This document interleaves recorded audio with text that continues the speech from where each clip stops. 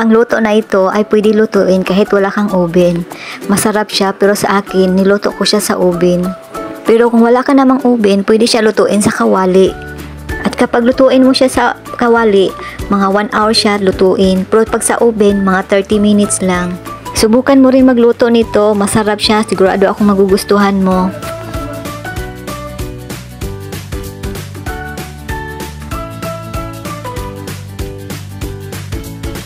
Sa 4 na overripe na saging, i-smash natin. Wala kasi akong pang-smash, kaya ito, tinidor ko na ang gamit ko. Pero kung meron kayong pang-smash, mas maganda. Dapat ganito na ang texture sa saging. At pagkatapos mash-mash, naglagay akong ng 2 itlog at hinalo-halo ko gamit ang whisk. At pagkatapos kong mahalo, naglagay ako ng 1/4 na oil at 1/2 na sugar. Pwede rin white na sugar ang ilagay, pero ako brown lang ang available ko. At naglagay ako ng 1 tablespoon na vanilla at hinalo-halo ko lang. At maglagay ng kaunting asin. Gamit ang strainer, nilagay ko ang 1 cup and 1/2 na all-purpose flour at 1 tablespoon na baking powder.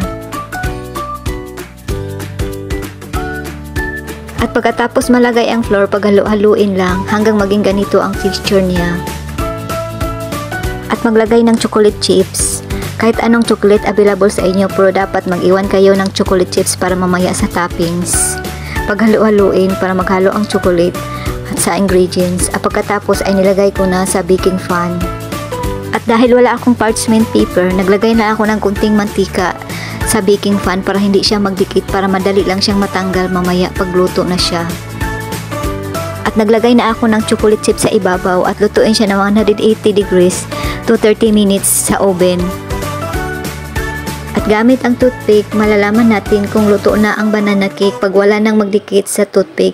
Ibig sabihin ay luto na ang ating banana cake. Napakasarap talaga nito, subukan mo, madali lang.